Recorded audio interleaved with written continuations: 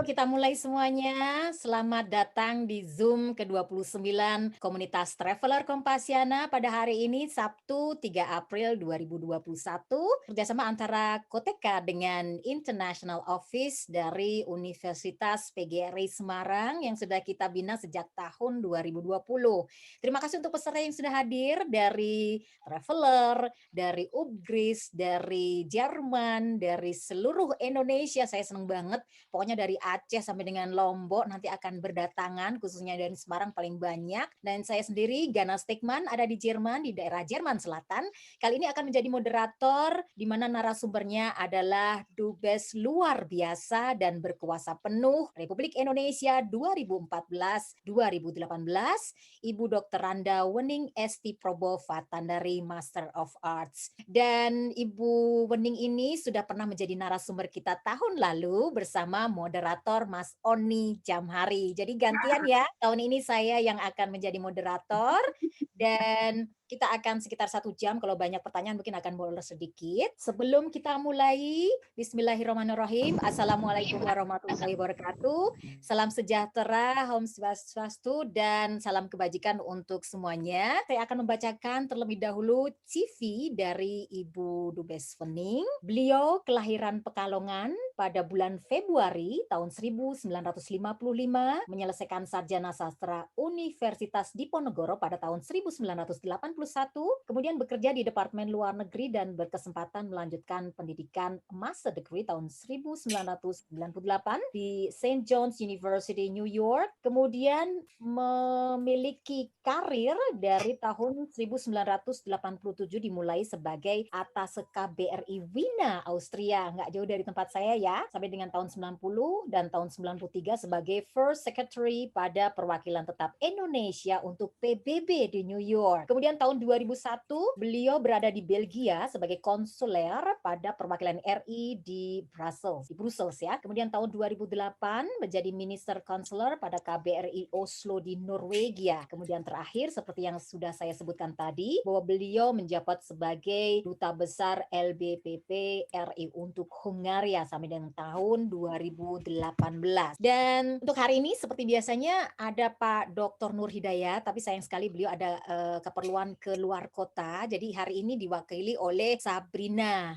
Sabrina ini mungkin akan memberikan satu patah dua kata untuk menyambut Ibu Dubes yang saat ini akan berbagi informasi tentang perayaan Kartini di Hungaria dan Jerman. Agak asing ya, karena biasanya kita merayakan Kartinian ya di Indonesia, di Semarang misalnya. Silahkan, De Sabrina. Ya, selamat sore Mbak Gana dan Ibu Wening Esti Probo. Luar biasa sekali saya dikasih kesempatan. Sebelumnya nggak diberitahu kalau misalkan saya menggantikan Pak Nur Hidayat, tapi mungkin saya bisa memberikan sedikit sapaan kepada Ibu.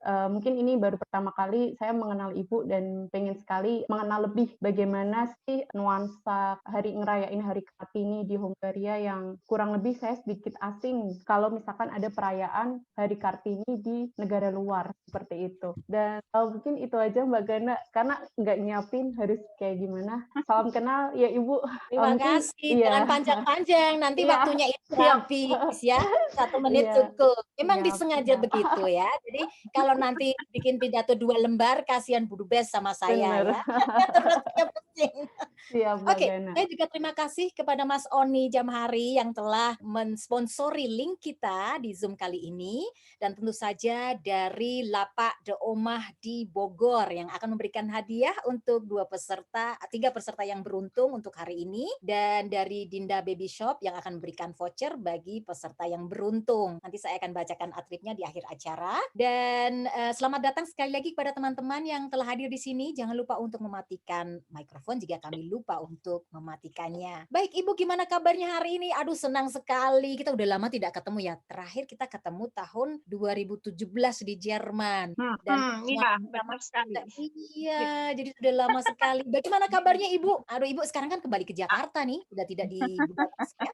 Alhamdulillah kabar saya baik. Saya ingin berterima kasih karena Jenggana memberi kesempatan saya untuk bicara mengenai peringatan Hari Kartini. It was beberapa tahun yang lalu, tapi saya senang sekali dan izinkan saya untuk menyapa teman-teman. Assalamualaikum warahmatullahi wabarakatuh. Selamat sore teman-teman sahabat di tanah air, teman-teman yang di benua Eropa. Salam sejahtera bagi kita semua. Om Swastiastu, Namo Buddhaya, salam kebajikan. Ini kali kedua saya mendapat kehormatan untuk menjadi pembicara di Zoom Koteka. Untuk itu saya ingin mengucapkan terima kasih dan penghargaan yang tinggi kepada Bung Oni Jamhari dari komunitas Traveler Kompasiana Koteka yang mengizinkan link servernya untuk acara Zoom ini. Bung Oni juga CEO dari School of Public Government Public Policy di Bogor. Selamat sore Bung Oni Jamhari. Selamat Kemudian sore Ibu Wening, terima kasih juga.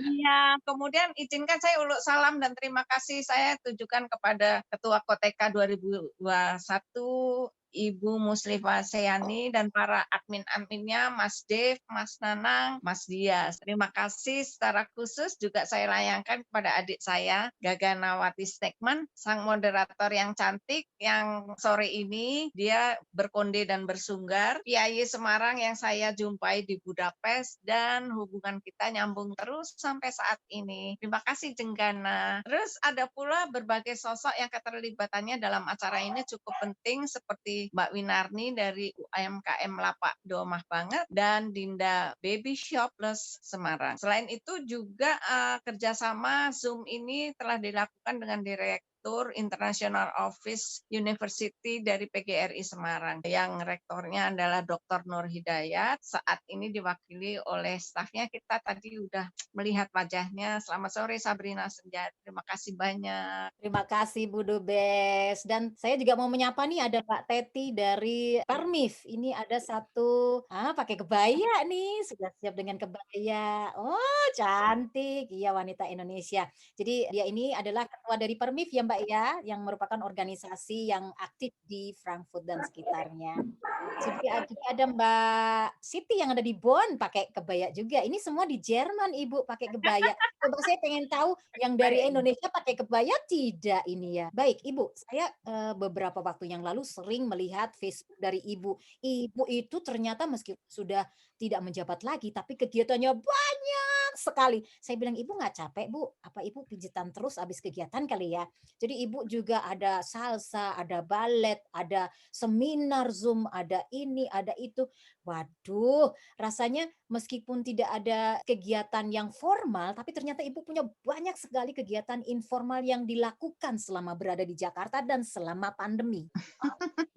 Bisa cerita sedikit Bu sebelum kita ke PowerPoint presentasi Ibu hari ini tentang Hari Kartini. Iya, terima kasih banyak. Ya, singkat aja, saya semenjak pulang ke Indonesia, saya berkegiatan di aneka kegiatan. Kebetulan kalau ada teman yang minta advice, juga saya bantu, ingin bentuk ingin bikin perusahaan di Bali. Dia orang Hungari. Saya bilang nanti saya bantu izin-izinnya dan sebagainya, bagaimana syaratnya. Pokoknya saya selalu terbuka. Kemudian saya juga oleh teman-teman karena saya tinggal di kompleks, saya dijadiin ketua kompleks yang urusannya juga macam-macam. Kadang-kadang kita harus berjuang kalau ada sesuatu dan lain sebagainya. Sepertinya Tuhan sekarang memberi saya kesempatan juga untuk mengurus urusan-urusan pribadi yang selama ini ketika saya bertugas itu terbengkalai. Jadi inilah waktunya saya memanjakan diri sendiri, melakukan kegiatan-kegiatan hobi saya, serta juga melakukan hal-hal yang dulunya nggak pernah saya kerjakan karena kesibukan kerja. Alhamdulillah saya sehat, ketemu lagi sama Gaganawati juga sehat di tengah pandemi seperti ini. Amin, alhamdulillah. Dan pokoknya hari ini kita akan Kartinian ya, meskipun masih dalam suasana pandemi, masih dengan suasana yang kayaknya wah mau ngapa-ngapain tuh kayaknya masih bingung ngapain ya gitu, atau mungkin banyak hal yang sebenarnya ingin kita lakukan tetapi ternyata kita sendiri masih memikirkan beberapa kali. Baik, langsung saja saya akan share dari presentasi Ibu tentang Hari Kartini di Hongaria dan di Jerman. Monggo Bu Dubes. Iya, saya harus merecall kembali memori saya ketika salah satu acara Kartinian di Budapest pada waktu itu saya berkenalan dengan salah seorang sutradara film, judulnya Kinchem. Kinchem itu adalah nama seekor kuda, dan saya berkenalan dengan sutradara ini di studio film, jadi seperti Hollywood mini gitu, Hollywood ala Hongari. Jadi saya berpikiran, saya mau merayakan Hari Kartini di sini. Kebetulan filmnya tentang Kinchem itu kuda betina. Jadi saya bilang sama teman-teman, yuk kita membuat sesuatu yang memorable sekali. Kita yang wanita memakai baju nasional, dan yang bapak-bapak dengan senang hati mereka ngikuti. Saya nggak bilang bapak-bapak pakai baju nasional atau whatsoever. Ketika mereka datang di studio, karena saya kan datang pakai mobil lain, mereka pakai mobil lain. Jadi ketika saya nyampe di studio, saya sangat surprise, bapak-bapak itu menyesuaikan dengan baju ibu-ibu. Lalu kita memang biasanya sebelum acara kita ada resepsi sedikit, ada suguhan makanan Indonesia, kemudian saya pertukaran gift dengan sutradaranya film Kinchem itu. Film yang kenapa saya pilih film itu, karena kalau peringatan-peringatan biasa mungkin sudah biasa, tapi ini menonton film yang ceritanya tentang kuda betina, ada benang merahnya untuk menyemangati kita sebagai seorang perempuan. Karena kuda ini ada sedikit cacat, ada standar-standar untuk menjadi kuda petarung untuk berlari di arena. Nah, ini kuda perempuan ini sedikit cacat di sendi tungkainya. Jadi nggak ada orang yang mau memelihara dia dan membinanya menjadi kuda racing begitu. Kemudian ada satu orang yang dia bilang, saya mau kuda ini, kemudian dia didik luar biasa. Dan luar biasanya si kuda ini cerita sesungguhnya.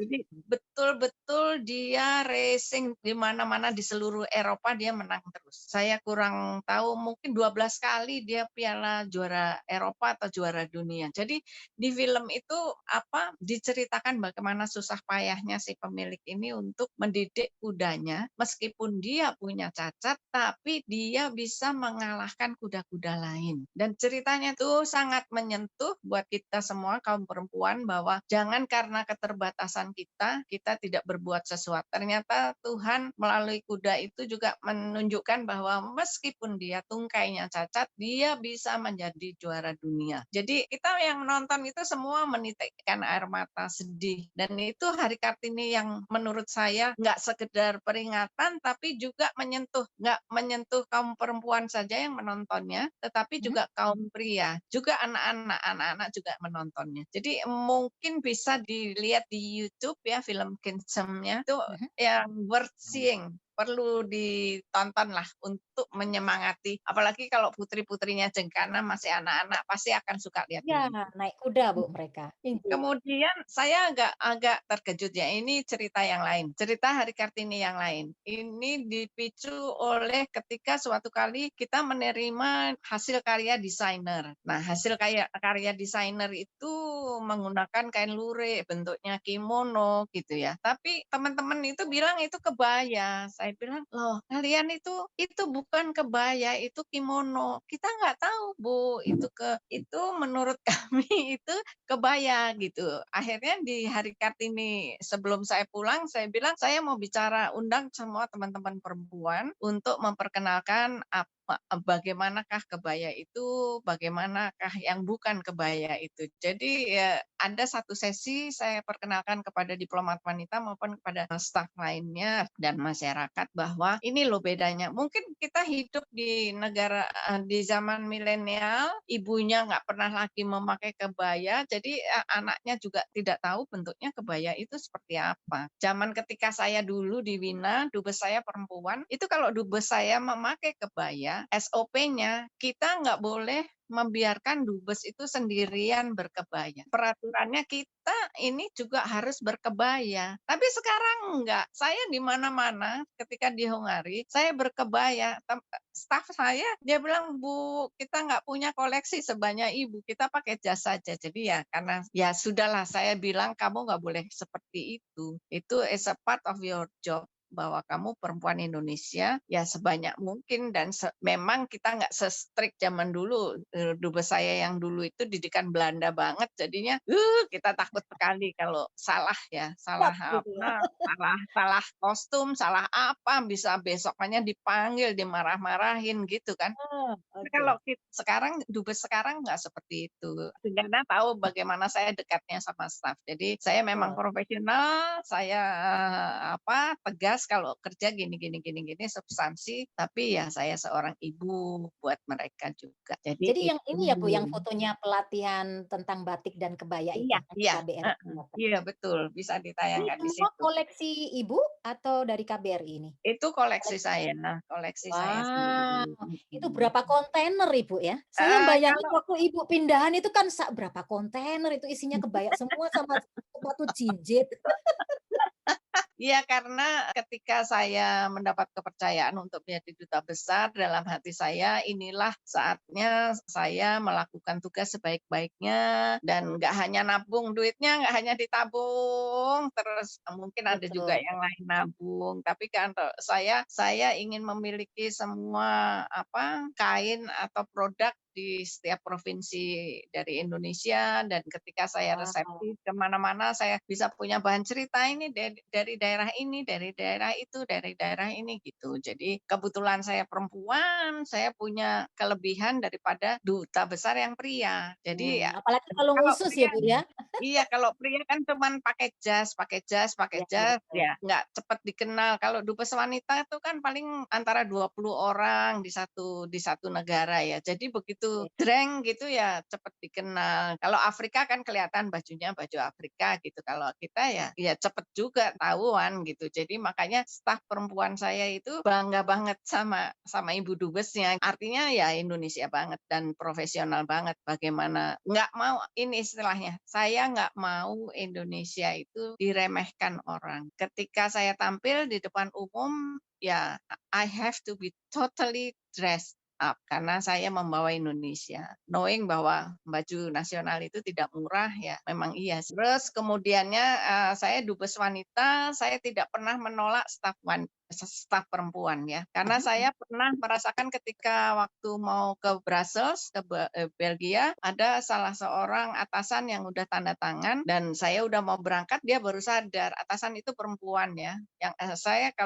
kita kalau berangkat itu harus perlu banyak tanda tangan approval tanda tangan untuk berangkat. Jadi ada Mhm. beberapa atasan itu kemudian salah satunya perempuan yang dia bilang gini, "Wening, kamu ke Brussels. Saya baru sadar tapi saya udah tanda tangan di sana sudah ada 3 perempuan. Kamu nggak mesti ke sana terlalu banyak perempuan di sana." Jadi saya seperti jelek lah, perempuan kok membatasi perempuan. Bagaimana perempuan bisa maju kalau perempuan sendiri itu memberi Betul. batasan kepada perempuan. Jadi ketika saya menjadi duta besar di Hungary, I never reject any perempuan yang dikirim ke saya. Cuman Mhm. saya harus kayak nyulet korek ngejres gitu. Kamu udah perempuan, kamu dikirim ke sini, kamu nggak ada yang nangis di kantor, kamu nggak ada cengeng di kantor.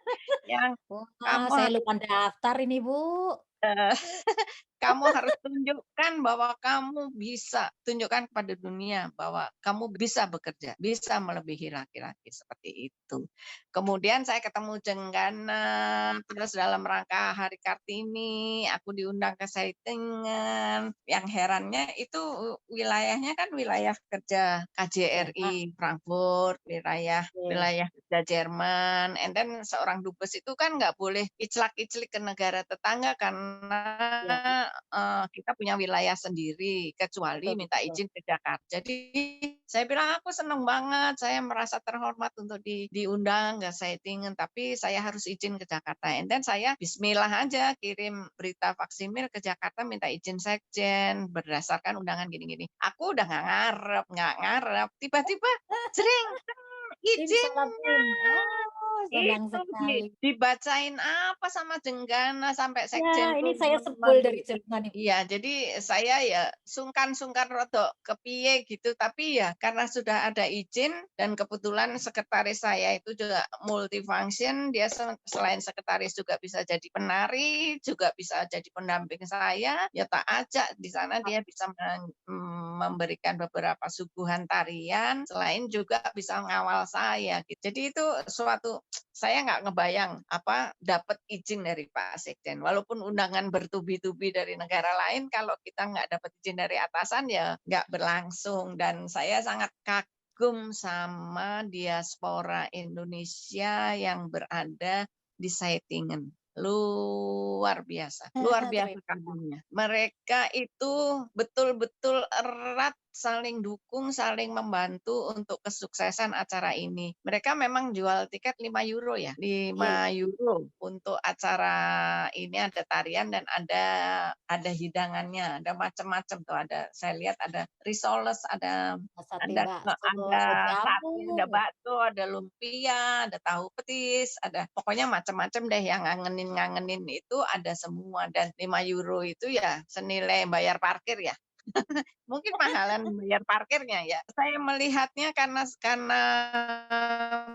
mungkin juga diaspora Indonesia di Hongaria nggak sebanyak itu yang berada di luar Budapest ya. Tapi ini saya kagum kok bisa ya, neng desa begini kok bisa mereka menghimpun tenaga yang volunteer yang hayo kita Indonesia dan mengadakan acara di satu tempat di Museum Zeitingen Oberlach Baden-Württemberg, Jerman. Itu kan luar biasa. Kemudian di situ saya bicara sedikit mengenai perjuangan Ibu Kartini. Ibu Kartini yang dilahirkan di Jepara tahun 1879 itu sebagai perempuan saat itu, tapi karena dia perempuan ningrat, dia menikmati juga pendidikan setara SD mungkin ya. Jadi dia punya sekolah itu hanya dikhususkan untuk noni-noni dan anak-anak Belanda dan putra-putri ningrat. Jadi Ibu Kartini berkesempatan ikut pendidikan itu sampai usianya 12,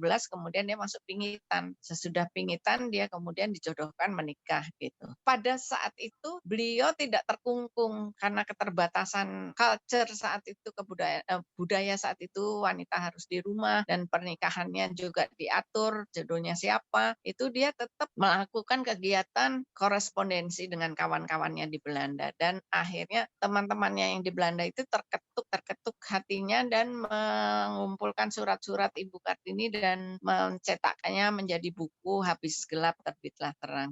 Kemudian sekarang 140 tahun kemudian dari saat hidupnya Ibu Kartini dan saya mungkin ikatan emosi, pertalian emosi antara anak-anak generasi milenial, anak perempuan dengan Ibu Kartini, itu ya nggak seperti zamanku, mungkin ya. Sopo toh itu, siapalah Kartini gitu, apalah perjuangannya. Buat mereka dunia sudah tanpa batas. Tapi saya sebagai perempuan Indonesia ketika di New York saya sempat belajar untuk mengambil master saya, and then di situ saya melihat bahwa kita dari sejak Republik lahir itu nggak ada batas perempuan Indonesia untuk menuntut pendidikan yang tinggi. Mau jadi apapun perempuan bisa dan bahkan perlu dicatat di Amerika itu sistem upah untuk perempuan itu tidak setara dengan laki-laki. Jadi katakan kalau laki-laki untuk jenis pekerjaan yang sama, laki-laki dapat 100 perak, perempuan hanya dapat 80 perak. Yang itu kita nggak alami. Kita setara di depan undang-undang, setara. Jadi artinya untuk para perempuan Indonesia, kejarlah cita-citamu. Untuk yang tidak bisa mengejar cita-cita bukan berarti dunia itu ya sudah gitu. Dia tetap masih bisa melakukan sesuatu seperti kuda Kinsem itu contohnya. Jadi saya suka bilang kepada diplomat perempuan yang menjadi staff saya bilang gini, saya nggak mau denger ya. Nanti kalian kalau udah pulang, kalian nggak bisa kerja. Kemudian itu dulu didikannya siapa toh? Oh, didikannya Bu Dubes nih, pantesan seperti itu. Nggak ada dalam kamus saya. Saya nggak mau kalian seperti itu. Jadi saya tuh ya benar-benar neken kalau seperti ini, seperti ini, seperti ini, seperti ini. Tapi sebenarnya saya nggak seperti dubes saya yang di Wina itu. Kalau saya lihat dubes saya yang di Wina itu takut banget kalau anak-anakku yang di Budapest sama aku seperti ibu gitu. Tapi begitu di kerjaan enggak ada ampun, begini, begini, begini, begitu, begitu, begitu, gitu. Nah, in a way perempuan sekarang maju, tapi in a way juga saya ingin berpesan agar mereka juga tidak lupa dan mereka harus bangga dengan sebagai perempuan Indonesia supaya mereka tidak kehilangan jati diri. Karena siapa lagi yang memelihara budaya nasional kita kalau bukan kita? Perempuan-perempuan itu akan menjadi ibu dan di pundaknya itu dia punya tanggung jawab untuk memperkenalkan budaya Indonesia dengan kebanggaan kepada putra-putrinya. Iya, Sehingga dan waktu itu, waktu acara peringatan Hari Kartini di Jerman, kami juga halo. menggelar foto-foto dari para peserta dari Koteka Blog Competition yang merayakan Hari Kartini di seluruh Indonesia. Jadi gambar-gambarnya, foto-fotonya yang menang dipasang di situ supaya orang Jerman tahu bahwa kita punya banyak sekali baju tradisional yang dipakai ketika pada Hari Kartini, tidak hanya kebaya saja. Dan di bawah ini kita foto bareng ya dengan 100 orang itu waktu itu di Museum Saitingen Oberfläche dan Iya. teman-teman yang telah membantu saya dengan baju tradisional. Heeh. Ibu kan memang sudah berkali-kali melakukan atau jadi Ibu pernah beberapa kali merayakan Hari Kartini di beberapa negara. Spesial untuk hari ini kita bagi tentang yang di Hungaria dan di Jerman. Apakah Ibu juga pernah merayakan misalnya di London atau di Wina? Itu apakah agak mirip dengan perayaan yang tadi Ibu sudah jelaskan di Hungaria dan Jerman? Jadi banyak orang diaspora berkumpul, kemudian banyak tamu lokal yang datang, makanan yang disuguhkan. Bagaimana Ibu? Tidak spesifik ya, karena memang Ibu Kartini itu merupakan pahlawan nasional, tapi tidak secara spesifik diperingati begitu karena kita banyak pahlawan nasional yang perempuan seperti Ibu Dewi Sartika, Cut Nyadin dan lain-lain. Jadi tergantung dubesnya. Kalau dubesnya ingin membuat acara, baru kita bikin acara. Tapi yang pasti Hari Ibu itu selalu ada perintah dari Jakarta, kalian bikin acara Hari Ibu. Untuk Oh, Hari Kartini tidak khusus, tidak apalagi khusus. ketika saya di New York, itu Kartini Day saya harus pergi ke UN, ya sudah, karena kita cover kerjanya dengan PBB, ya pastinya nggak klop lah kalau ini. Banyak, kita kadang-kadang Lebaran pun nggak bisa hadir Lebaran karena harus sidang. Nah, sementara di Brussels itu kita juga nangani dengan ini kantor masyarakat Eropa, European Community. Jadi banyak juga Ah, kerjaannya ke kantor UE begitu. Jadi yang seingat saya mungkin di Wina pernah ya, tapi kebanyakan ya gitu klasik lah, perlombaan bikin sambel buat bapak-bapak oke. atau yang ya yang lucu-lucu begitu untuk diaspora aja. Tapi saya lebih memilih kepada yang menyentuh hati seperti menonton film itu yang bisa diingat sampai sekarang juga masih tersentuh, iya ya. Dalam keterbatasan kita masih bisa berbuat sesuatu. Saya lebih suka begitu. Bu Dubes, ini ada Gitu. Mbak Risa Wardani dari KJRI Frankfurt. Saya ingin menyapa, selamat siang. Tadi pagi saya sudah menyapa, tapi ternyata saya kepagian. Saya kira jam 9 pagi, ternyata jam 11 siang waktu Jerman.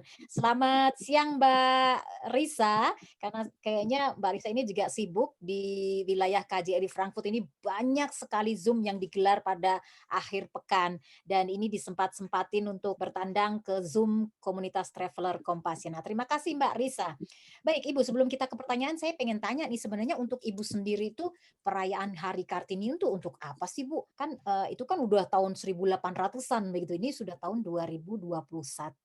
Menurut Ibu apa sih makna dari Hari Kartini untuk Ibu sendiri sebagai seorang wanita, seorang ibu juga, dan tentu juga seorang pejabat ya, yang mungkin kesannya lain karena kan sebagai wanita yang merayakan hari yang khusus untuk wanita diperingatin. ini? Bagi saya, apalagi perempuan ya, karena saya kan didikan masuk SD itu tahun 60-an. Jadi itu berapa tahun Indonesia baru merdeka. Jadi masih memegang tradisi-tradisi dan ikatan emosi. Saya juga dari Jawa Tengah yang dekat dengan daerah asal di mana Ibu Kartini dilahirkan. Jadi kita pasti pernah berkunjung ke makamnya, berkunjung ke museumnya, itu masih terpatri di pikiran kita yang generasi-generasi yang seusia saya. Namun demikian bukan berarti generasi yang sekarang itu justru juga tetap harus diingatkan tentang semangat perjuangan para tokoh-tokoh perempuan zaman dulu.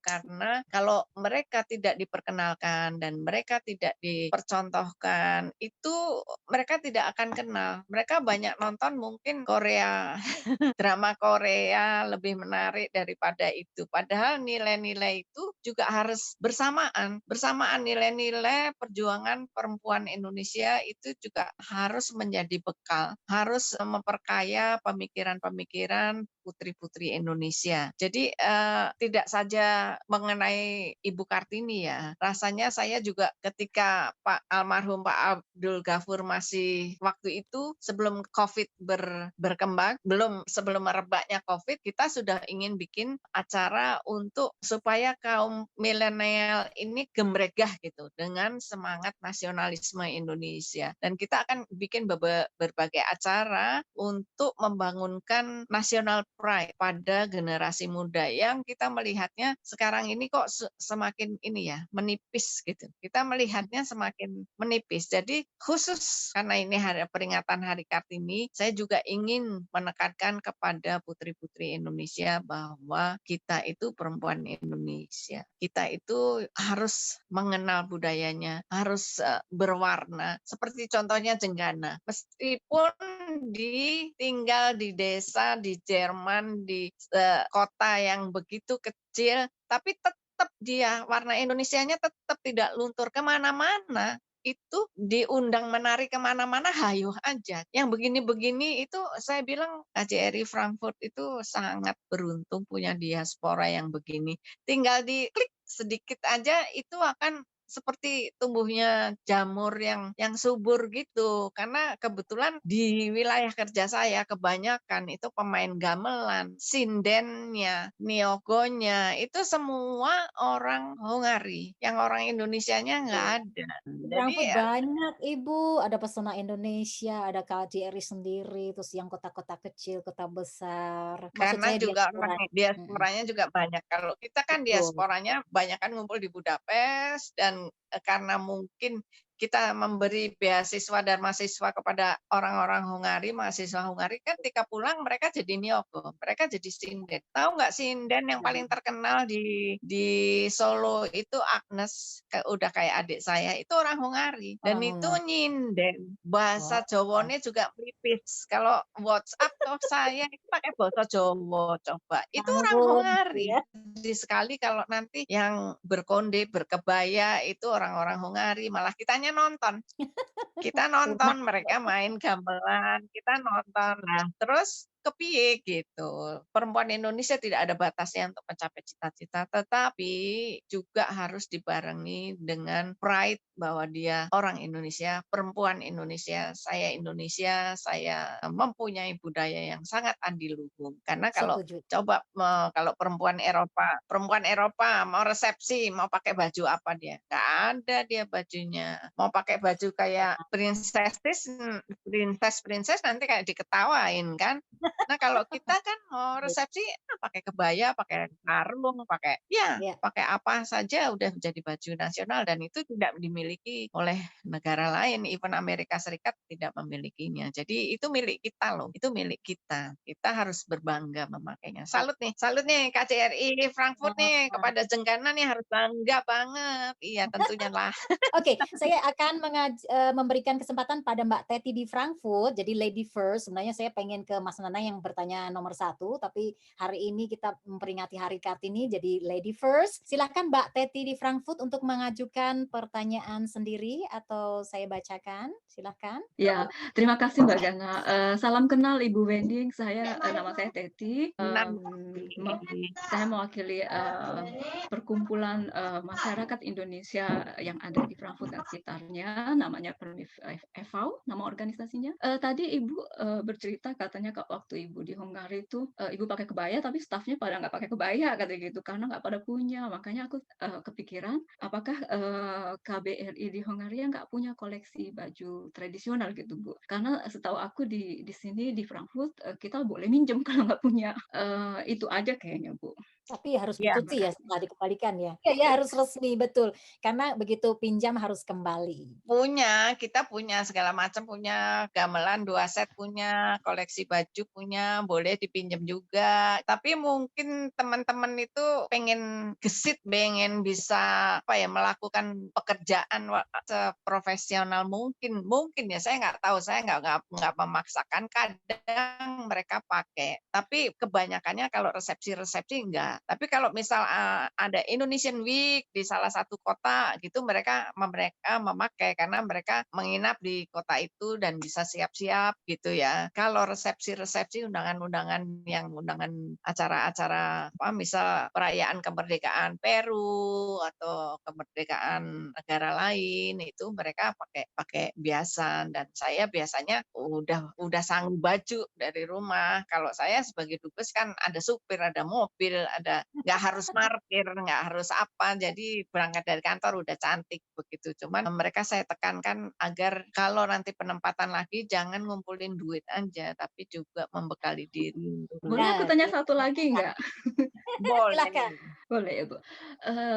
Ini kan kita seperti sudah tradisi gitu Bu ya, kalau perayaan Hari Raya Kartini itu kita selalu orang Indonesia tuh kayak peragaan busana gitu, yang pada perempuan pada pakai kebaya. Itu aku juga udah belajar dari zaman SD dulu gitu ya. Kalau Hari Kartini semua pada pakai kebaya, foto-foto di sekolah gitu.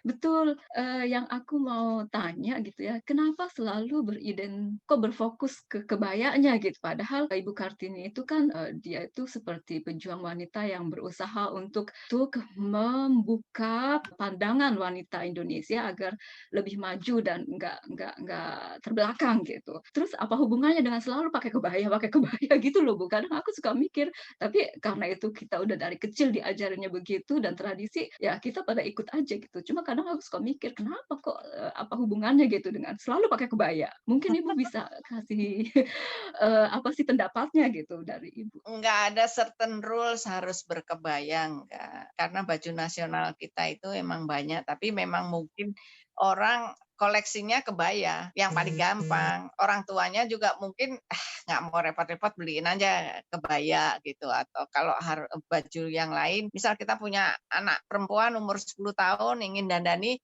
kalau kebaya kan aku pergi ke Majestic aja beliin dapet. Kalau baju yang lain mesti ke penjahit lah, sementara ibunya juga harus kerja. Mungkin saja, tapi tidak ada certain ketentuan harus berkebaya, enggak. Hanya kita aja. Jadi Mbak Teti tinggal memvariasikan, nggak harus berkebaya dong, baju yang lain, baju Dayak boleh, baju apa, tapi artinya menunjukkan bahwa kita sebagai perempuan Indonesia itu mempunyai kesetaraan dengan para pria.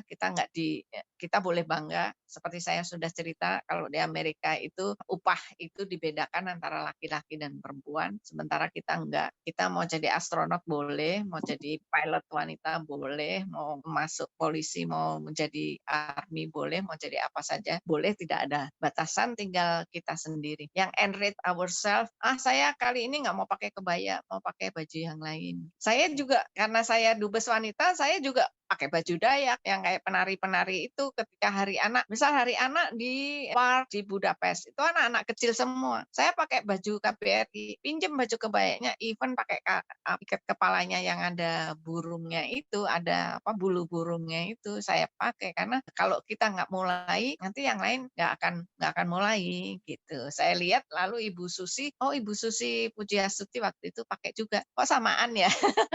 Begitu. Jadi nggak ada certain ketentuan perempuan harus kebaya, kita aja terdogma, tapi itu sebetulnya enggak. Dan memang ketika saya ingat ketika saya masih SD itu peringatan Hari Kartini selalu. Tapi ketika saya sudah SLTA itu enggak pernah lagi diperingati di sekolah. Saya enggak tahu kenapa, karena saya juga masih anak-anak jadi enggak tahu. Kemudian sekarang nampaknya lebih lagi dipergiat lagi peringatan Hari Kartini. Terima kasih Bu Dubes dan Mbak Teti. Sekarang kita beralih ke Mas Nanang.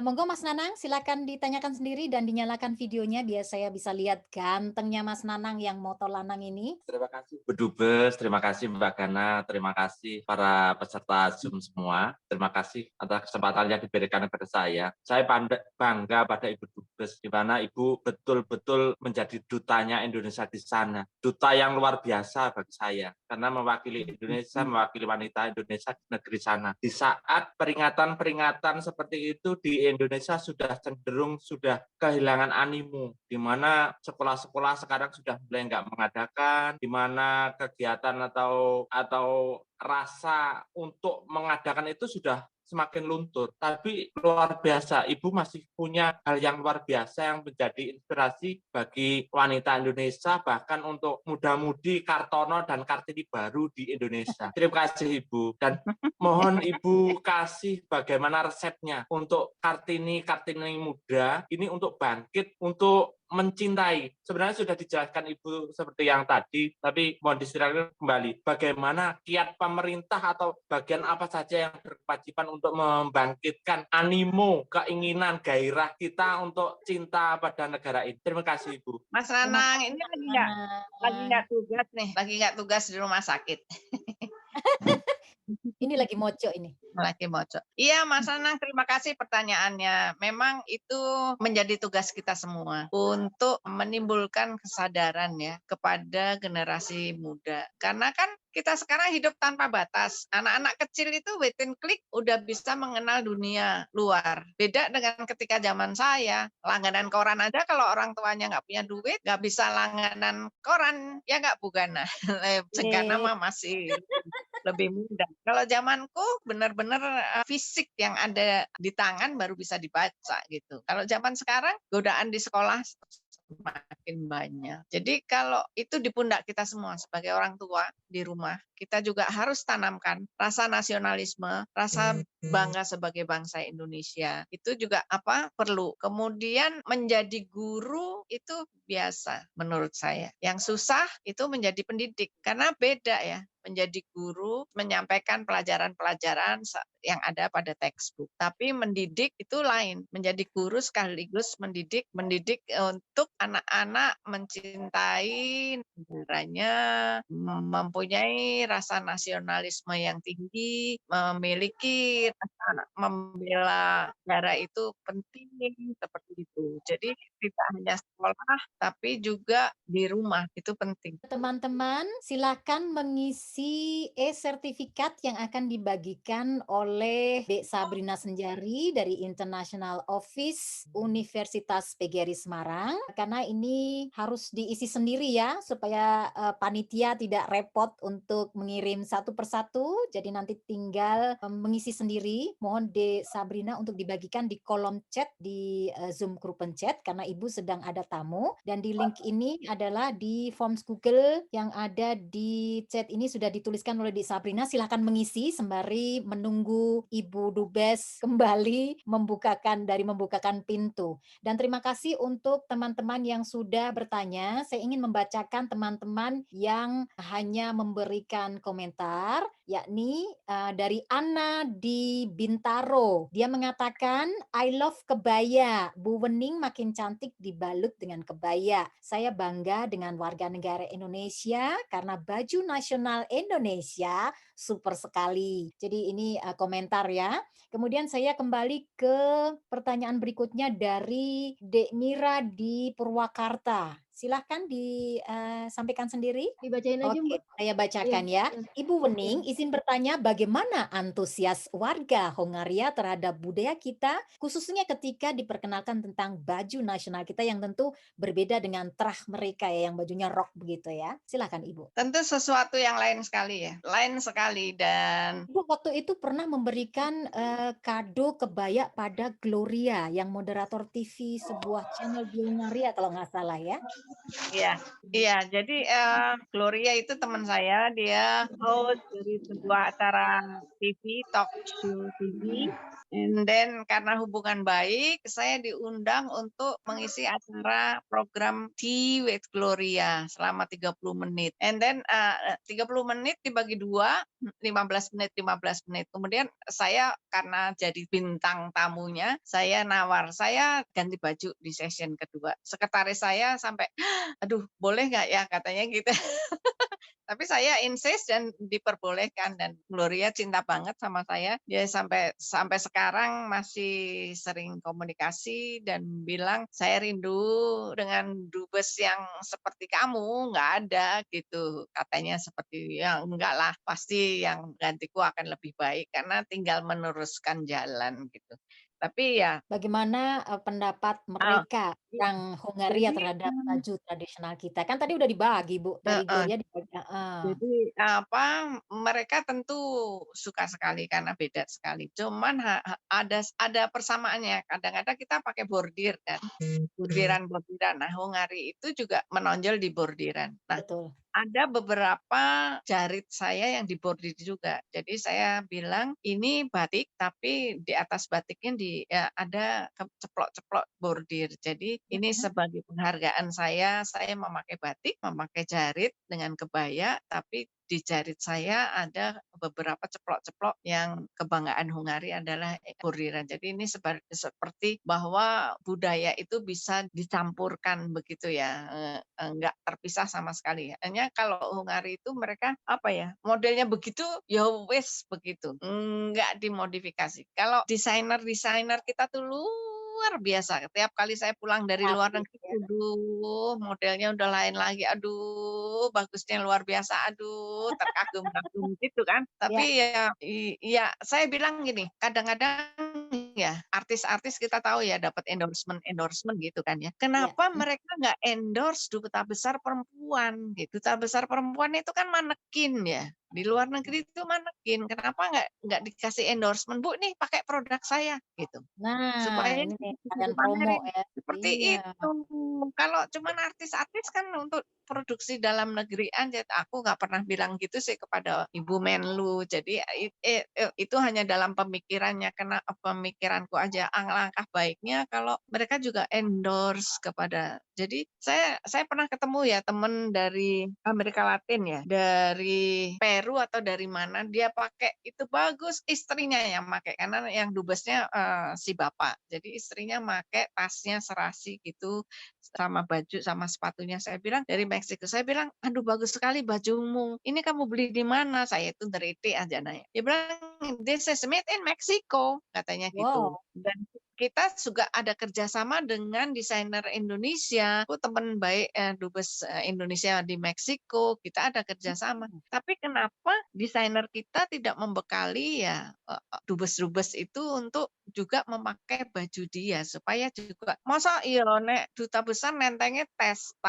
Louis Vuitton, tasnya yang bermerek. Kalau saya enggak, yang saya tenteng itu ya buatan Indonesia gitu. Ini buatan Indonesia dengan bangganya, ini buatan Indonesia, ini tenun ini buatan Aceh. Tasku tas Aceh yang merah hijau kuning itu tas Aceh. Ini dari Aceh, nih kainnya juga dari Aceh. Kebetulan karena saya perempuan dan saya menjadi posisi teratas di perwakilan dan saya koneksinya kemana-mana di lingkungan dubes-dubes, jadi saya bisa lakukan secara total ya sudah total sampai ya kalau di acara-acara itu dubes-dubes perempuan lain biasa aja saya paling ngejreng gitu. Tapi ya dari Indonesia kalau nggak begitu ya Indonesia nggak dikenal, mumpung dubesnya perempuan kan gitu kan. Jadi sekalian dipamerin Ibu ya. Kemudian ada pertanyaan dari Muti 1618 dari Ukris. Pertanyaan tadi sudah ada yang dijawab, apa makna Hari Kartini menurut Ibu pribadi? Yang belum dijawab, seperti apa ketika merayakan Hari Kartini di tengah pandemi, Ibu? Kan sebentar lagi tanggal 21 ya, ini masih tanggal 3. Nah, menurut Ibu bagaimana ini ketika merayakan Hari Kartini di suasana sulit, yang semua dibatasin dan semua nggak boleh kumpul, ini bagaimana, Bu? Tentu ini tantangan tersendiri ya. To those yang sudah menikah, perempuan memasuki periode yang tidak mudah. Karena anak-anak di rumah. Biasanya anak-anak jam 7 pagi udah berangkat sekolah. Ini seharian. Jadi di rumah terus dan ibunya jadi double tugasnya, triple. Betul. Oh ya, dia harus tetap counseling. Kalau anak-anaknya masih kecil dia ikut sekolah juga karena kan sekolahnya online sekarang. Jadi Betul. ibu-ibu dan itu bagaimana harus Oh, punya kiat tersendiri untuk kuat, lebih kuat dari anak-anak itu. Saya bisa ngebayang anak-anak nggak sekolah 2 tahun gimana sih beteknya. Main aja nggak boleh. Bagaimana nggak boleh itu nggak boleh. Bosen pasti kan gitu bosen. Jadi sebagai perempuan ya secara kodrati ya memang harus tough, harus dalam keterbatasan harus menemukan sesuatu supaya segala sesuatunya bisa berjalan dengan baik. Kita bisa melalui ujian pandemi ini dengan baik. Tidak mudah mendidik anak. Seperti saya bilang menjadi guru itu mudah. Menjadi pendidik is not easy. Pendidik itu susah karena dia harus mencontohkan kepada yang dididik. Kayak Jenggana ini dia suka pakai konde, suka pakai kebaya. Tentu putri-putrinya Kemayu ya, Bu, ya? tidak pengen kayak ibu Tolong. yang bangga dengan kebaya dan kondenya. Jadi mulai dari rumah ditanamkan seperti itu. Kemudian Oke. susah ya, susah jadi perempuan di saat yang susah seperti ini. Tapi kita tunjukkan bahwa kita mampu. Karena dalam pelukan kita semua, anak-anak itu adalah titipan Tuhan yang kita harus jaga, harus perkenalkan. Kita berkewajiban untuk mendidik anak kita supaya tidak hanya pinter saja. Pinter saja tidak cukup. Dia Iya. harus bangga kepada negara Indonesia. Beserta aneka rupanya itu. Ya. Seperti itu. Oke. Ya, sekarang kita ke Bonn, Jerman. Ada Mbak Siti yang punya pertanyaan khusus yang sehubungan dengan Indonesia dan Eropa. Silakan Mbak Siti. Ini sudah cuantinya itu sampai sundul langit ini. Terima kasih kepada Bu Dubes dan Mbak Gana atas kesempatannya. Saya mau bertanya langsung saja, apa dan bagaimana perbedaan antara wanita Indonesia dan Eropa dalam hal ini gitu. Terima kasih. Kalau sejarahnya perempuan Eropa memang sudah mandiri ya sejak dulu ya. Kalau kita memang secara culture itu agak berbeda. Kalau di satu keluarga punya anak 3 zaman dulu ya. Mudah-mudahan sekarang udah terkikis. Yang 2 anak laki, yang 1 anak perempuan. Yang dibiayai sampai habis itu didulu-duluin, diutang-utangin bayar kuliahnya untuk anak laki gitu. Anak perempuan kok kan dipek uang gitu, jadi istri orang. Onco-winking ya, didapur.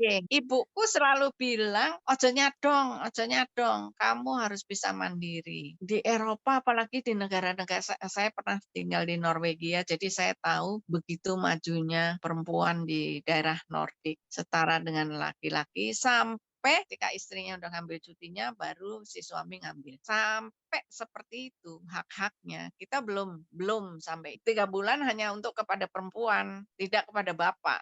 Kalau di Nordik sudah, jadi memang perempuan itu sudah haknya. Kalau perempuan Eropa memang sudah batasannya nggak ada, sudah bisa sejalan benar-benar dengan laki-laki. Gitu. Kalau di kita mungkin masih ada stereotip seperti itu. Meskipun pada dasarnya anak perempuan itu lebih bisa dalam segala hal dibanding anak laki-laki. Jadi Tuhan itu memberi perempuan itu capability yang luar biasa. Karena perempuan bisa sambil masak, bisa sambil merawat bayi, bisa melakukan multitasking. Sementara kalau laki-laki wes satu aja gitu. Laki satu diajak ngomong dia nggak akan bisa gitu. Split their pandangan pemikirannya gitu. Perempuan bisa sambil apapun di otaknya itu ada bilik yang bisa dibagi-bagi. Memang perempuan makhluk luar biasa. Jadi ya supaya juga kesempatan buat perempuan itu lebih terbuka. Karena saya sendiri merasa saya hidup di dunia laki-laki dan ya quote unquote biasanya kerjaan itu atasan lebih favor kepada kasih ke yang laki-laki meskipun belum dicoba si perempuan ini bisa apa enggak. Gitu. Dicoba Baik, dulu. Ibu. Terima kasih. Kita ke pertanyaan yang hampir mirip dengan kalimat Ibu yang terakhir dari Jennifer Graciela. Silakan untuk menyalakan video. Jennifer, tidak ada. Baik, Dear Ibu Wening, apakah Ibu pernah mengalami diskriminasi gender ketika Ibu menjabat atau sedang menjalani studi di luar negeri ataupun di Indonesia? Kalau tadi sedikit ya, tadi disinggung tentang yang dubes perempuan tidak mendukung staf perempuan tadi ya, tapi mungkin ketika Ibu belajar atau di Indonesia misalnya. Iya, tentu saja. Kita hidup di dunia laki-laki ya. Mungkin pada zaman saya, mungkin juga laki-laki sekarang beda ya melihat kemampuan perempuan. Karena ketika saya akan tugas ke New York, itu kalau kita lagi sidang kita menjadi anggota sementara Security Council misalkan, itu kita bisa mulai kerjanya jam 6 sore karena siang sidang, hari kerja sidang, pulang ke kantor bikin laporan ke Jakarta itu sore. Jadi bisa selesainya jam 2 malam gitu ya. Apakah dia bisa mampu sendiri gitu, pulang sendiri, nyetir sendiri di kota New York jam 2 malam. Biasanya laki-laki dapat perempuan, ntar ini, ntar takut pulang sendiri, this is New York man, gitu kan. Tapi ketika saya membuktikan saya bisa, bahwa I can do that. Nggak pernah merengek-rengek kepada staf laki bahwa bantuin dong, aku nggak bisa kalau pulang lebih dari 10 malam, naik subway atau apa, enggak. Kita nggak pernah ada kamus seperti itu. Jadi itu balik lagi kepada kita ya. Betul. Karena staf saya perempuan di Budapest, saya suka gemes juga. Ada juga yang gemesin gitu. Gemesin saya bilang namanya. Manis manja grup. Iya, dia bilang ini, saya sendiri Bu di sini. Aduh, jangan bilang seperti saya juga sendiri. Do you think aku punya suami, punya anak di Budapest? Enggak, saya juga sendiri. Don't tell me saya sendiri. Nah, aku nggak pernah mau dengar kamu bilang saya sendiri. Kamu ada anak di sini yang lagi kuliah. Suamimu di Bratislava gitu kan. Budapest Bratislava itu kan cedak. Emang dia sendiri. Terus piye nek wis sendiri. Terus apa-apa ini gitu. Gajimu tuh gede. Gajimu tuh ratusan juta gitu. Aku suka teriak-teriak gitu. Bisa borong. Nah iya.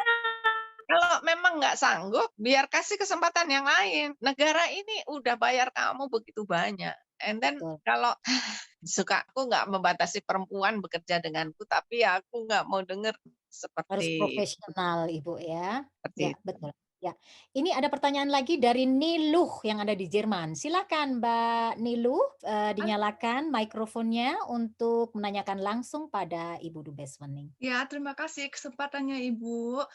Saya tadi kalau saya tidak salah mendengar, Ibu di awal sempat menyinggung tentang lurik ya. Saya lebih tertarik pada kebaya dan lurik. Banyak sekarang pos-pos yang ada di sosial media, mereka memakai lurik dan inilah saya berkebaya internasional. Tadi Ibu menyinggung lurik lebih ke kimono, bukan ke kebaya. Bisa Ibu jelaskan itu bagaimana Ibu? Makasih. Makasih. Jadi waktu itu ada desainer, salah seorang desainer dari Bandung. Dia kirim produk-produknya ke kita untuk dipamerkan. Tapi kebanyakan kan biasanya kalau desainer itu punya ciri khas sendiri ya. Betul. Dia itu modelnya kimono, even tangannya juga gede gitu kimono gitu. Jadi kita panjang di satu occasion yang kita punya acara di gedung besar, kita pasang manekin-manekin gitu, kita pasang produknya dia.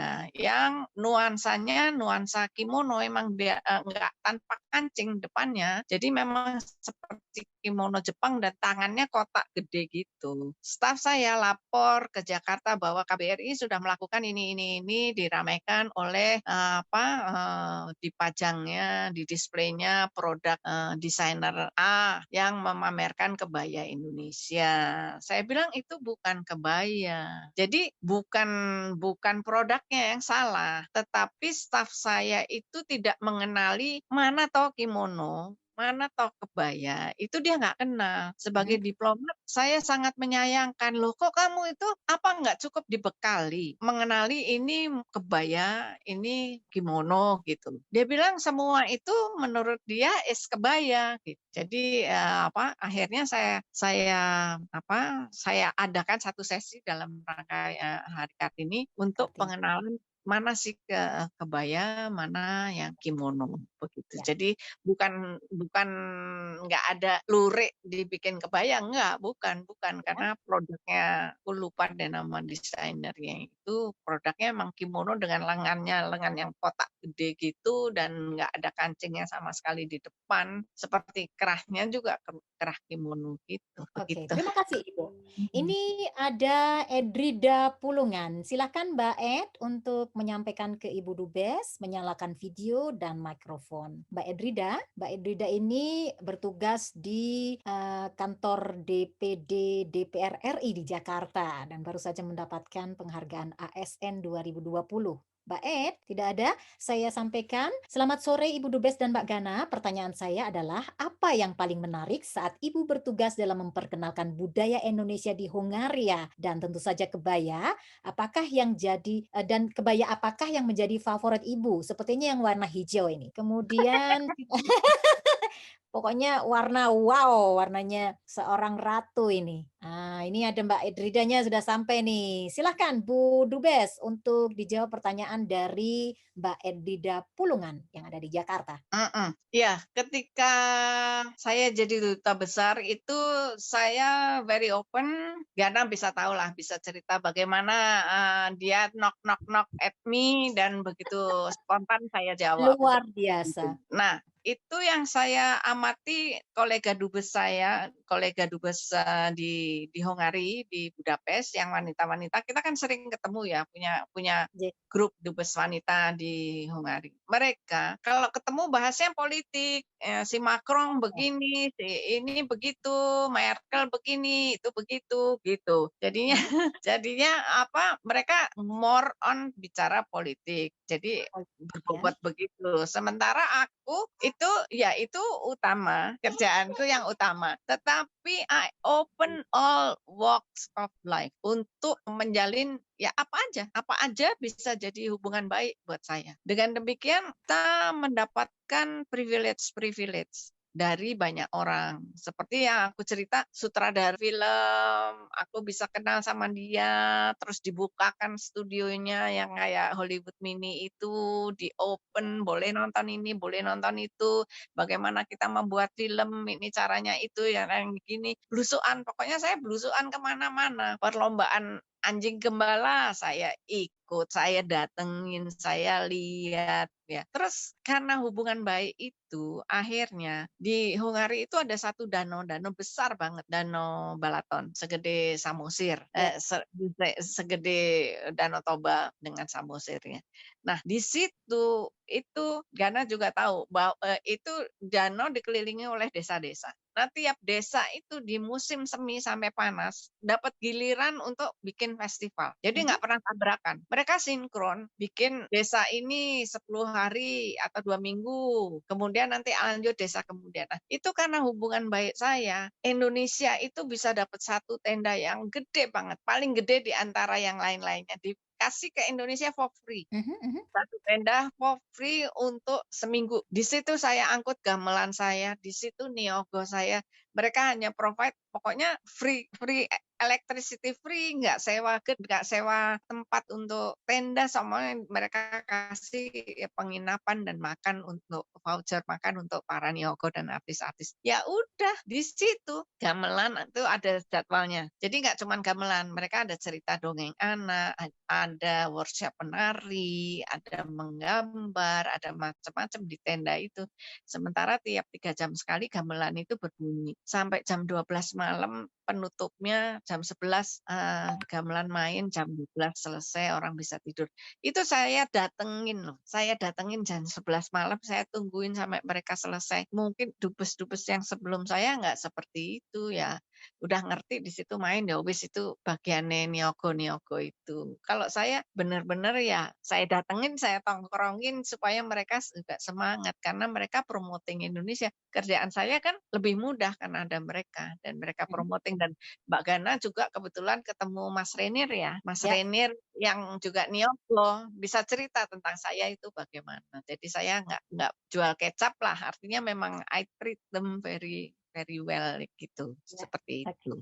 Baik, ada lagi pertanyaan dari Sabrina, saya bacakan. Bu Dubes, selamat sore. Maaf kalau pertanyaannya sedikit melenceng. Tadi Ibu sempat membahas tentang karir wanita. Menyambung hal tersebut, pertanyaannya adalah bagaimana dengan pendapat Ibu tentang pemikiran masyarakat Indonesia, khususnya yang masih tinggal di pedesaan, yang mana kebanyakan dari mereka mempunyai stigma bahwa wanita mempunyai kesempatan karir yang lebih pendek dibanding laki-laki. Karena wanita, mereka akan lebih cepat menikah muda, mengurus rumah tangga, kemudian tidak bisa mengejar karir. Lalu, apakah menurut Ibu ada kemungkinan kalau kita dapat mengubah stigma ini seperti di Eropa? Semua berpulang kepada diri sendiri ya. Kan choices, kita punya pilihan hidup sendiri. Tapi yang penting kita tidak dibatasi untuk berkembang, kecuali kalau itu opsi itu adalah keinginan diri sendiri. Memang kalau di pedesaan ya masih ada stigma, kalau anak perempuan tuh nanti jadi istri orang, ya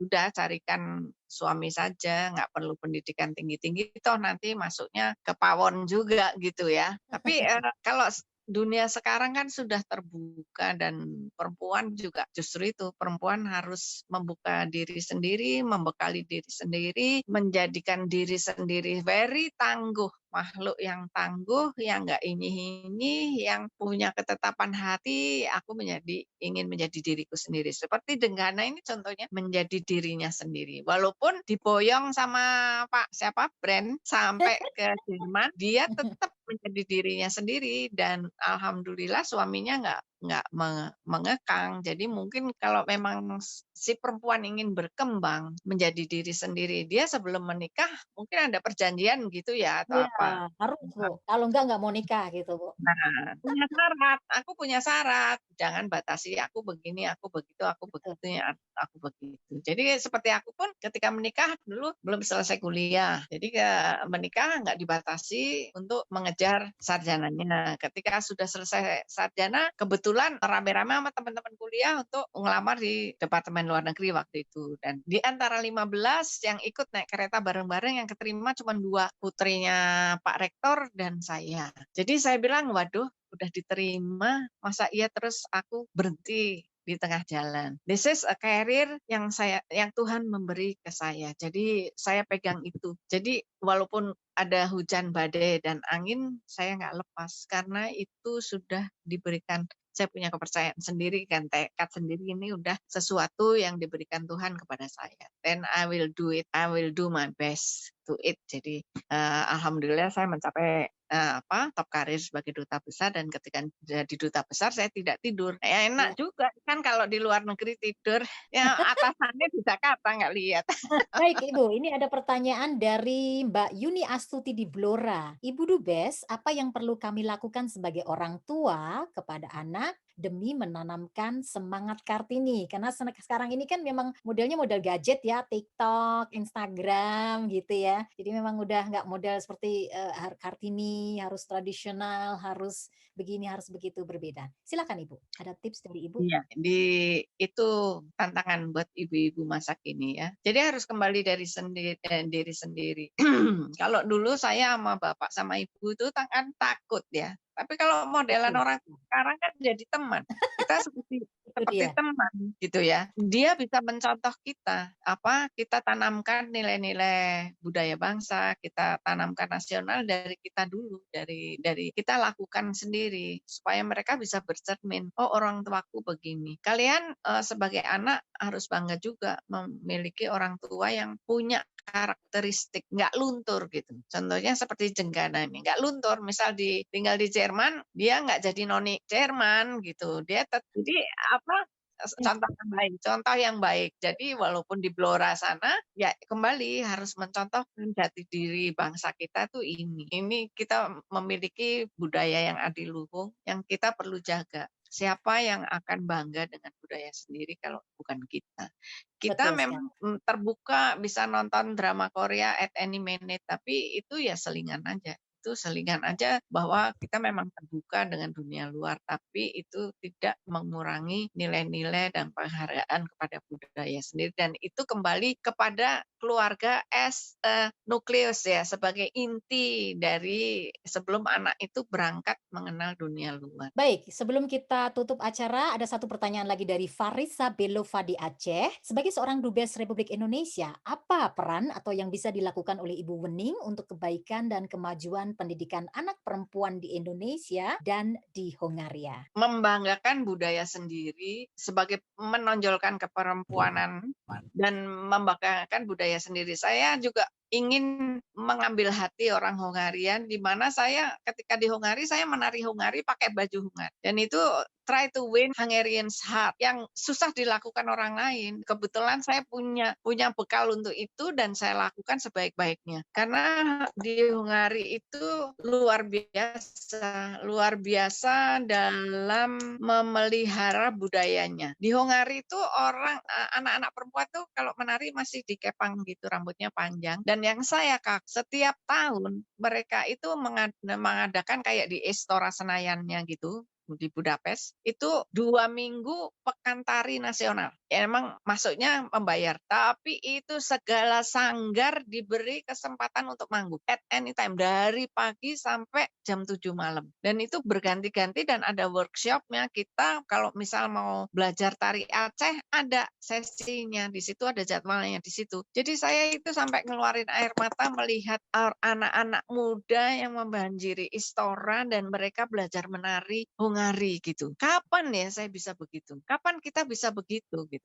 Untuk membangkitkan kecintaan anak-anak muda terhadap budayanya sendiri. Jadi itu kembali kepada para pendidik di negeri ini ya. Para mencontoh, kalau yang baik-baik kan dicontoh, nggak ada salahnya dicontoh. Jadi kembali kepada kita sendiri. Yang sekarang saya bangga juga di mana-mana itu sanggar-sanggar tari banyak dan kebanyakan anak-anak itu sudah dikirim oleh keluarganya untuk belajar menari. Jadi ada kan beberapa keluarga yang merasa itu belajar menari hanya mengambil waktu anak-anak untuk akhirnya dia nggak serius belajar. Ya, baik, terima kasih Ibu Wening untuk insight-nya hari ini, informasi, wawasan. Dan hari ini kita disponsori oleh Lapak de Oma yang dirancang oleh Mbak Nani. Berawal dari sebuah perenungan pada akhir tahun 2016. Jadi perempuan ini adalah pelaku UMKM, Ibu. Jadi harus kita dukung juga. Dan wanita Semarang ini sekarang ada di Bogor dan menjalani bisnis UMKM ini. Jadi selama saat menikah, kemudian punya anak, kemudian sibuk bekerja di luar rumah di sebuah kantor BUMN, berangkat pulang malam, kemudian melihat anaknya akhirnya resign dan memilih untuk mengembangkan produk Lapak de Omah ini, yaitu Enca Fresh House menjual aneka pembersih rumah tangga dan Enca Snack menjual aneka jajanan oleh-oleh khas Nusantara. Jadi nanti bisa dicicipi, untuk yang beruntung nanti akan dikirim 3 dari kalian semuanya, dan untuk pemesanan berikutnya bisa langsung ke Lapak de Omah Nani di Instagram atau di 081514015559. Baik, tadi dari obrolan Ibu, saya rangkum sedikit bahwa kita harus menjadi diri sendiri. Jadi perempuan-perempuan semua yang hadir di sini, para laki-laki, para Kartono juga tadi ya, bahwa menjadi diri sendiri itu adalah yang terbaik. Mungkin tidak sesempurna orang lain, tapi menjadi diri sendiri adalah the best. Kemudian bangga menjadi perempuan Indonesia dengan tetap menjaga jati diri dan mengembangkan budaya Indonesia dimanapun berada. Dan terakhir, menjadi menjadi seorang ibu memiliki tanggung jawab juga untuk memperkenalkan budaya pada anak-anak sendiri. Jadi mungkin agak kelupaan, jadi pendidikan akhirnya diserahkan kepada guru, kepada orang lain, tetapi di rumah atau dari ibu sendiri tidak dilakukan. Baik, semoga semua obrolan hari ini, diskusi kita kali ini sangat bermanfaat bagi kita semua. Terima kasih sekali lagi pada Ibu Dubes yang telah hadir untuk kesempatan hari ini. Kita sudah 1,5 jam, nggak kerasa ya. Kita sudah molor ini, terima kasih. Dan sebelum kita berpisah, kita mau dokumentasi. Mohon dinyalakan videonya jika berkenan, atau hanya memasang foto avatar atau profilnya. Nah, dibenahin sedikit. Ini saya ya sunggarnya agak melar dikit gitu. Bayaknya mungkin. Ini ada Mas Dias juga nih. Mas Dias juga admin dari Koteka yang berasal dari Pekalongan, Ibu. Jadi kalau pulang ke Pekalongan bisa mampir. Oke, baik. Terima kasih sekali untuk kehadirannya hari ini. Semoga bermanfaat. Semoga apa yang kita dapatkan dari Ibu Dubes hari ini menjadi pemikiran kita pada hari-hari Kartini berikutnya. Jadi tidak harus berkebaya ya, pakai baju Dayak boleh, baju Bali boleh, baju Aceh boleh, terserah. Yang penting itu semangatnya, semangat perempuan Indonesia untuk maju tapi tetap menjaga warisan budaya atau budi pekerti dari negeri sendiri. Terima kasih juga untuk Mas Oni atas linknya hari ini, dan untuk Dek Sabrina dari International Office yang telah mengundang mahasiswi, mahasiswa dari Universitas PGRI Semarang. Para diaspora yang ada di Jerman, terima kasih Mbak Teti, Mbak Nilu, Mbak Siti, semuanya aja yang ada di sini, dan teman-teman yang ada di Indonesia dari Aceh sampai dengan mana tadi ya, dari Lombok atau dari mana tadi ya. Semoga hari ini sangat menyenangkan, menghibur kita yang di masa pandemi semua dibatasi, kita bisa keluar negeri, kita bisa berkeliling dunia hanya dalam satu jari. Kita ketemu lagi minggu depan dengan tema Corona. Semoga akan menjadi informasi yang berharga bagi kita semuanya untuk hidup berdampingan dengan virus yang satu ini. Saya Gana Stigman mengucapkan sekali lagi terima kasih dan selamat menjalankan ibadah sholat maghrib bagi semuanya yang akan melaksanakannya. Selamat Selamat berakhir sore. pekan. Terima kasih. Selamat sore Ibu Dubes dan teman-teman semuanya. Ya, senang semua.